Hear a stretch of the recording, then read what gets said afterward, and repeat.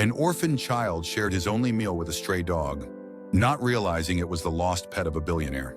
The simple act of kindness happened on a bitter December evening, when 8-year-old Elias had managed to salvage half a sandwich from the dumpster behind Gino's deli, a treasure worth protecting in his small, calloused hands. The snow fell in lazy spirals around him as he huddled in the narrow alley he'd claimed as tonight's shelter. 6 months had passed since he'd fled the group home. 6 months of freedom that had cost him warmth, regular meals, and any semblance of security. But even on nights like this, with the temperature dropping and his thin jacket offering little protection, Elias preferred the harsh embrace of the streets to the emotional emptiness of the system that had failed him repeatedly. His stomach growled as he unwrapped the wax paper around his find. Half a turkey sandwich with a bite taken out, but otherwise perfectly good. He closed his eyes, inhaling the scent of bread and meat, allowing his mouth to water in anticipation. These moments of anticipation were sometimes better than the eating itself. The promise, the hope, the fantasy that this time the food would fill the hollow feeling that persisted inside him long after his stomach stopped complaining. A soft whine interrupted his ritual. Elias opened his eyes to see a dog watching him from the entrance of the alley. A golden retriever with matted fur and a limp in its right front paw. Despite its bedraggled appearance, something dignified remained in the way it held its head. Something almost regal in those intelligent amber eyes. "Go away," Elias whispered, clutching the sandwich closer. "This is mine." The dog didn't move, just tilted its head slightly, snowflakes gathering on its muzzle. It didn't bare its teeth or growl. It simply watched, its eyes reflecting a familiar kind of loneliness that Elias recognized all too well. "I said go!" Elias tried again, his voice cracking. But the tremble in his hands had nothing to do with the cold now. The dog took a tentative step forward, its paw leaving a small red print in the fresh snow. Blood. The animal was injured. Something twisted in Elias's chest. A feeling he'd tried to bury beneath layers of self-preservation and survival. With a sigh that created a small cloud in the frigid air, he tore the sandwich in half. "Fine, but this doesn't mean we're friends." He tossed the slightly smaller portion toward the dog, who approached cautiously, sniffed the offering, then delicately picked it up.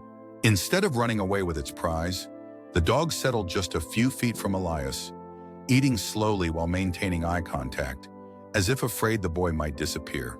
"You got a name?" Elias asked between his own careful bites, savoring each morsel. The dog's ears perked up at his voice. Around its neck, barely visible beneath the matted fur, was a worn leather collar. "Can't read your tag from here." Not that it matters, but it did matter somehow. As they finished their meager meal together in the quiet alley, something shifted in the frozen landscape of Elias's heart. It had been so long since he'd shared anything with anyone, so long since he'd felt the simple warmth of companionship. When the sandwich was gone, Elias expected the dog to leave. Instead, it inched closer, eventually pressing its body against Elias's side. The warmth was immediate and overwhelming. "Just for tonight," Elias murmured, his voice thick with unexpected emotion, as he tentatively placed a hand on the dog's head. "Just to stay warm." The dog sighed contentedly, resting its head on Elias's lap, as if it had found exactly where it belonged. Neither of them could have known that across the city, in a penthouse with panoramic views of the skyline, one of the richest men in the country was offering a $100,000 reward for the return of his beloved companion, Archer, the one living being that had stayed by his side through tragedy, wealth, and the isolating heights of success. Alexander Reed stared at the amber liquid in his crystal tumbler, watching how the light fractured through it into golden prisms across his desk. 3 weeks. 3 weeks since Archer had bolted from the dog walker during a thunderstorm. 3 weeks of sleepless nights and endless searching. "Mr. Reed?" His assistant Diana stood in the doorway, her expression carefully neutral. The latest reports from the search teams came in. "Nothing yet." Alexander nodded once, not trusting his voice. At 52, he had built an empire worth billions, survived the crushing loss of his wife to cancer 5 years ago, and navigated the most cutthroat business environments imaginable. Yet the disappearance of his dog had brought him to his knees in a way nothing else had. "The social media campaign has over 1 million shares," Diana continued, "and the reward offer has been featured on every local news station.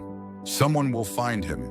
It's been snowing for 2 days," Alexander said quietly, the ice in his glass clinking as his hand trembled slightly. "He's never been out in weather like this.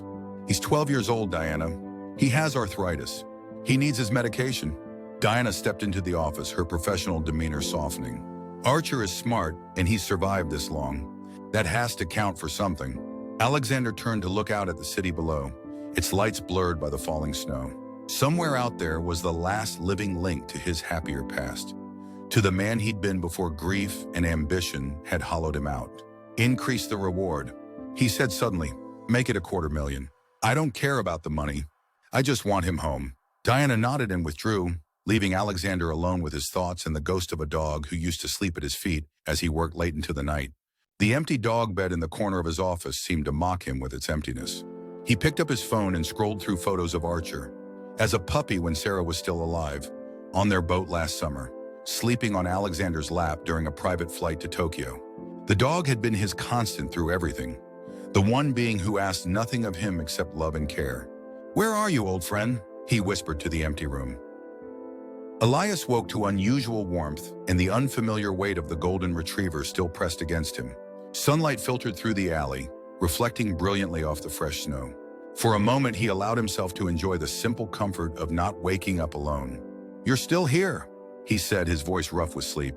The dog raised its head, thumping its tail against the ground.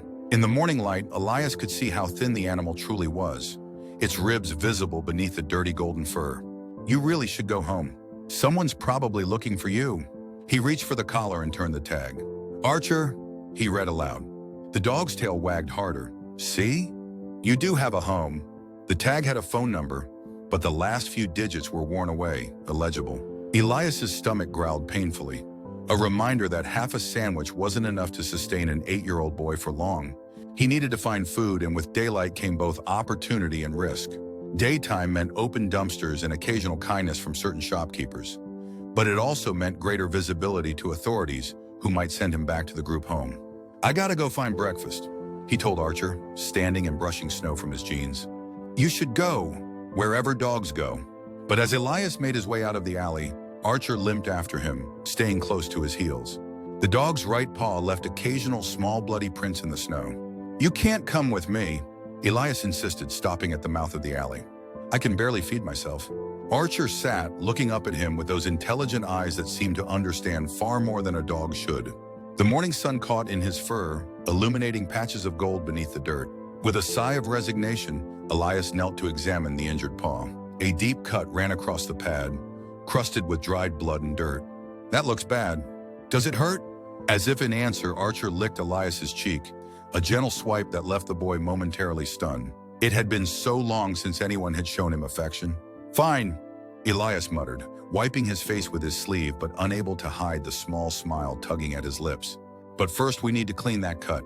2 hours later, they had established a tentative routine. Elias had managed to fill an old water bottle from a park fountain, using some to clean Archer's paw and saving the rest for drinking. He'd found half a hot dog bun discarded near a street vendor and split it with his new companion. Now they walked the streets together, Archer limping but determined to stay by Elias's side. The dog's presence changed things. People who normally ignored the scruffy, solitary boy now smiled at the sight of him with the golden retriever. An elderly woman outside a grocery store had even given Elias an apple, saying, "For you and your beautiful dog." "He's not really mine," Elias had tried to explain, but she'd already turned away. By mid-afternoon, Elias found himself talking to Archer, telling him things he'd never told anyone. About the car accident 3 years ago that had taken his parents. About the 4 different foster homes before he'd ended up in the group facility. About his dreams of someday having a home again. "It's stupid," he said as they rested on a bench in a small park. "But I used to think if I was good enough, someone would want to keep me." He stroked Archer's head, which rested heavily on his lap. "Then I figured out that's not how it works. Nobody's looking for a kid like me." Archer whined softly, pushing his nose against Elias's hand. For the first time in months, the hollow feeling in Elias's chest seemed a little less empty. As the afternoon waned and the temperature began to drop again, they made their way back toward the alley that had become their shared shelter. Passing a convenience store, Elias noticed a flyer taped to the window. He nearly walked past it, but Archer suddenly stopped, his gaze fixed on the paper. Elias stepped closer, his heart sinking as he made out the image.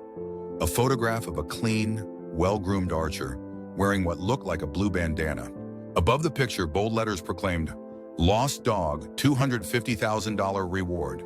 "That's "That's you," Elias whispered, his throat tightening. He read further, learning that Archer belonged to Alexander Reed, CEO of Reed Technologies. The flyer emphasized that the dog needed daily medication and included a phone number to call. Elias's mind raced. $250,000 was more money than he could imagine. It could change someone's life. But Archer was the first friend he'd had in years. "You're really important to someone," he said softly, looking down at the dog, who stared back at him with complete trust. "Someone who can give you everything you need." That night, as they huddled together in the alley, Elias made his decision. In the morning, he would find a way to return Archer to his owner. It was the right thing to do, even if it meant being alone again. Even if it meant giving up the one good thing that had happened to him in years. He buried his face in Archer's fur, allowing himself one night to pretend that he had something that belonged to him, something that wouldn't be taken away. Just one more night, he whispered as tears he hadn't allowed himself to shed in months finally escaped. "Then you can go home." The Reed Technologies building rose like a gleaming monument to success in the heart of downtown, its glass facade reflecting the morning sky. Elias stood across the street, Archer by his side, both of them out of place among the stream of well-dressed professionals entering the building. "That's where your owner works," Elias told Archer, whose tail had begun to wag as if he recognized the building. "He's probably really missed you." Crossing the street felt like crossing a boundary between worlds. Elias had never been inside a building like this, had never walked on marble floors or seen revolving glass doors. His heart pounded as they approached the entrance, his hand tight on a makeshift leash he'd fashioned from a discarded shoelace. "Can I help you?" The security guard at the front desk frowned as Elias and Archer approached, his gaze taking in the boy's dirty clothes and tangled hair. I found this dog," Elias managed, his voice smaller than he intended. "I think he belongs to Mr. Reed." There was a flyer. The guard's expression changed as he looked more closely at Archer. "Wait here," he said, picking up a phone. He spoke quietly, his eyes never leaving the dog. Minutes later, the elevator doors opened, and a woman in a crisp suit stepped out, her heels clicking rapidly across the marble floor. She stopped abruptly when she saw Archer, one hand flying to her mouth. "Oh my God," she breathed. "It's really him." She knelt, and Archer strained toward her, whining with recognition. "You found him," she said to Elias, her eyes bright with emotion. "You actually found him." "He was hurt," Elias explained, gesturing to the paw that was still tender. "But I cleaned it the best I could. And he's hungry. I tried to feed him, but I didn't have much." "You did wonderfully," the woman interrupted, studying Elias more carefully now. "I'm Diana, Mr. Reed's assistant." "And you are?" "Elias." "Well, Elias, Mr. Reed is going to want to thank you personally. He's been searching for Archer for nearly a month." She stood, smoothing her skirt. "Would you come upstairs with me? I promise it won't take long." Elias hesitated, glancing toward the exit. He hadn't planned on meeting the billionaire. He'd only wanted to make sure Archer got home safely. But before he could decide, Archer pressed against his legs, looking up at him with those trusting eyes. And Elias found himself nodding. The elevator ride to the top floor was silent and swift, making Elias's ears pop. Diana watched him with a curious expression, noting the way Archer stayed pressed against the boy's side despite clearly recognizing her. When the doors opened, they revealed a corridor lined with artwork and ending at a set of massive wooden doors. Diana led them forward, knocking briefly before opening the door. "Mr. Reed, there's someone here you need to meet." The office beyond was larger than any room Elias had ever been in, with floor-to-ceiling windows offering a view that made him momentarily dizzy. A tall man stood with his back to them, staring out at the city. He turned slowly, his expression guarded until his gaze fell on Archer. "My God," Alexander Reed whispered, his composure cracking like thin ice. He moved forward with surprising speed for a man his age, dropping to his knees as Archer broke free from Elias's makeshift leash and bounded toward his owner, all signs of limping forgotten in the moment of reunion. Elias watched as the billionaire embraced his dog, burying his face in the golden fur, shoulders shaking with silent emotion. The private moment of vulnerability from such a powerful man made Elias look away, feeling like an intruder. When Alexander finally looked up, his eyes were red-rimmed, but his smile transformed his entire face. "You found him," he said to Elias, his voice rough with emotion. "You brought him back to me." Elias shuffled his feet, suddenly very aware of his dirty clothes and unwashed hair in this immaculate office. "I saw the flyer," he said simply. "He needs his medicine," it said. Alexander stood, one hand remaining on Archer's head. Yes, for his arthritis. He studied Elias with growing curiosity. Diana tells me your name is Elias. Where are your parents, Elias? They must be wondering where you are. The question hit like a physical blow. Elias swallowed hard, looking down at his worn sneakers. They died. 3 years ago. A heavy silence filled the room. Diana shifted uncomfortably by the door. I see, Alexander said finally, his tone gentler. And who takes care of you now? Elias shrugged, unwilling to lie but afraid of the truth. I take care of myself. Alexander exchanged a look with Diana that Elias couldn't interpret. Then he moved to his desk, pressing a button on his phone. Clara, could you bring in some food? Sandwiches, fruit, whatever we have available. He looked back at Elias. When did you last eat a proper meal? The question made Elias's stomach clench with sudden awareness of its emptiness. I'm okay, he said automatically. That's not what I asked, Alexander replied, but without harshness. He gestured to a leather sofa against one wall. Please sit down. You must be tired. Archer looks like he's been well cared for, considering the circumstances. Elias hesitated, then moved to the sofa, sinking into leather so soft it seemed to embrace him. Archer immediately followed, jumping up beside him and laying his head in Elias's lap as if it was the most natural thing in the world. Alexander's eyebrows rose. That's interesting. Archer doesn't usually take to strangers so quickly. He sat in a chair opposite them. Tell me how you found him. So Elias told the story. The alley, the sandwich, the cold night they'd spent together, and the days that followed. He carefully omitted details about his living situation, but something in Alexander's perceptive gaze suggested the man was filling in the blanks himself. By the time Elias finished, food had arrived. A tray of sandwiches, fruit, and cookies that made his mouth water. Alexander encouraged him to eat, watching thoughtfully as the boy tried to maintain his manners despite his hunger. The reward, Alexander said suddenly. You know there's a substantial reward for Archer's return. Elias paused mid-bite. He'd seen the amount on the flyer, but hadn't truly processed what it meant. I didn't bring him back for money, he said, his voice small but certain.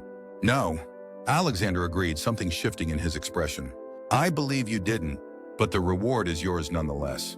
$250,000. He leaned forward. However, there's a problem. Elias tensed, his hand automatically moving to Archer's fur for comfort. I can't legally give that amount of money to a minor with no guardian, Alexander explained. And based on what you haven't told me, I suspect you don't want me contacting Child Protective Services. Elias's heart sank. Of course it wouldn't be that simple. Nothing in his life ever was. But, Alexander continued, I have a proposition for you. A different kind of reward. The following weeks unfolded like a dream Elias was afraid to trust. After learning about Elias's situation, Alexander had made a series of phone calls, speaking with judges, social workers, and attorneys. The power of his name and influence opened doors that would have remained firmly closed to others. Elias found himself living in a guest room in Alexander's penthouse, a space larger than any bedroom he'd ever had, with its own bathroom and a view that still took his breath away. The arrangement was temporary, Alexander had explained, while the legal details were worked out. But Archer had made his preferences clear from the first night, abandoning his usual place in Alexander's room to sleep at the foot of Elias's bed. He's chosen you, Alexander had said simply, when Elias tried to apologize for stealing the dog's affection. Archer has always been an excellent judge of character. At first, Elias had walked on eggshells, certain that any mistake would end this strange interlude and send him back to the streets or the system. He spoke little, ate carefully, and tried to make himself as invisible as possible when Alexander worked from home. But Alexander seemed to possess an infinite well of patience.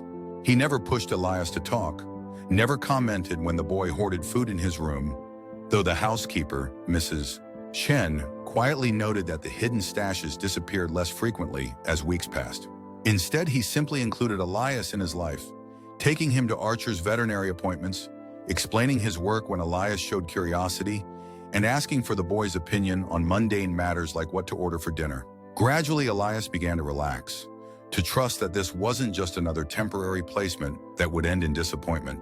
When Alexander enrolled him in a private school with a gentle teacher in small classes, Elias initially panicked, but found himself thriving under the individual attention, his natural intelligence emerging from beneath years of neglect. 3 months after bringing Archer home, Elias sat at the dining table, working on homework while Alexander reviewed documents.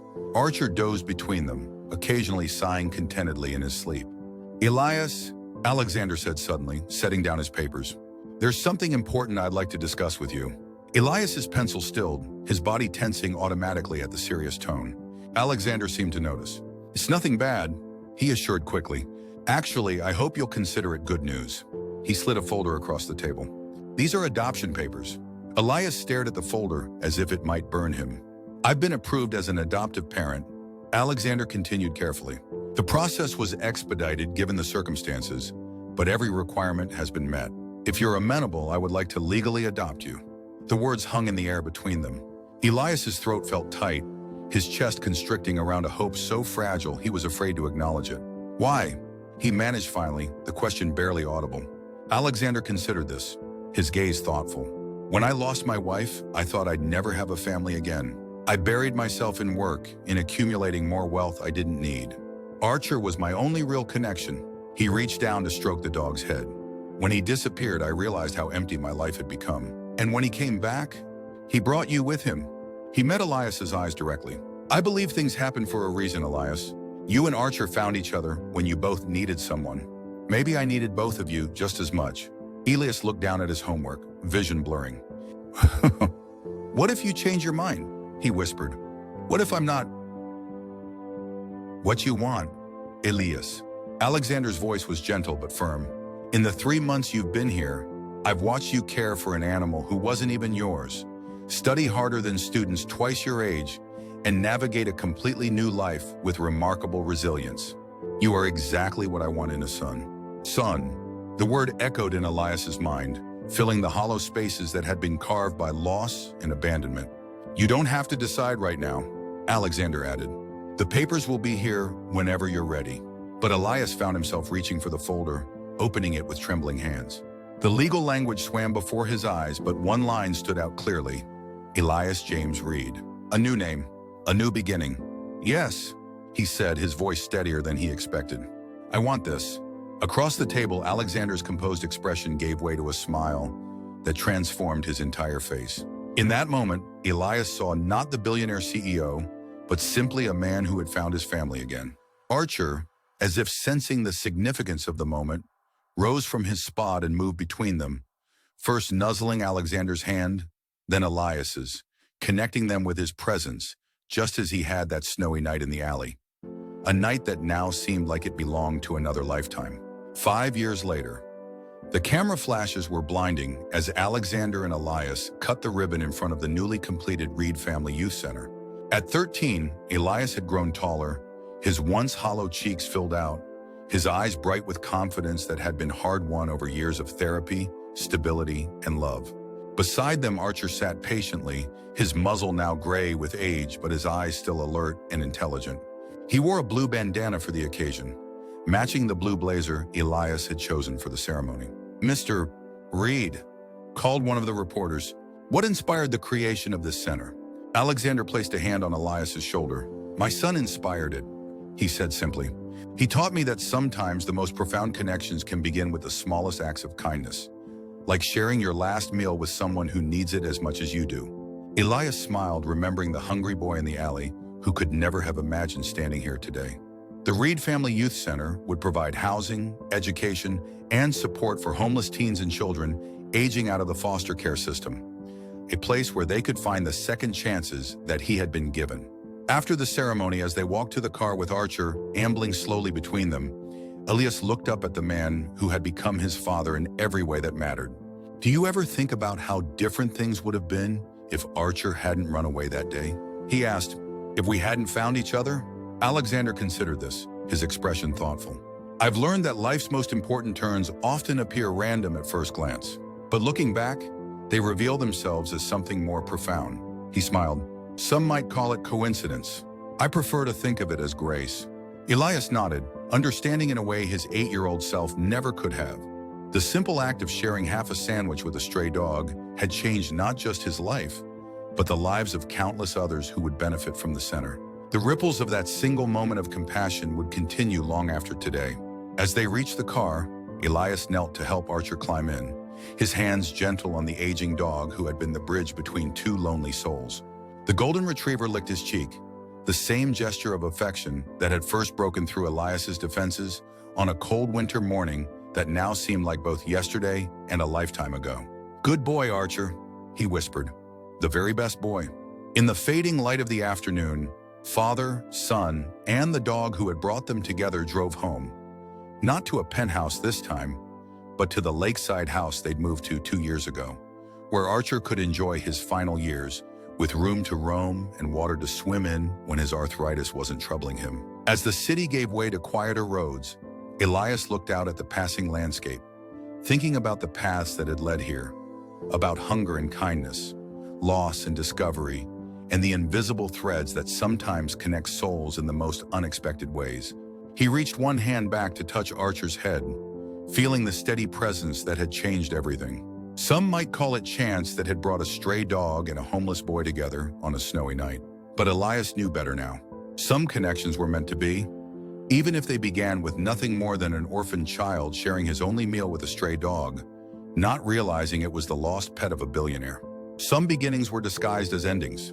And sometimes the greatest acts of love started with the smallest offerings, half a sandwich given freely in the dark.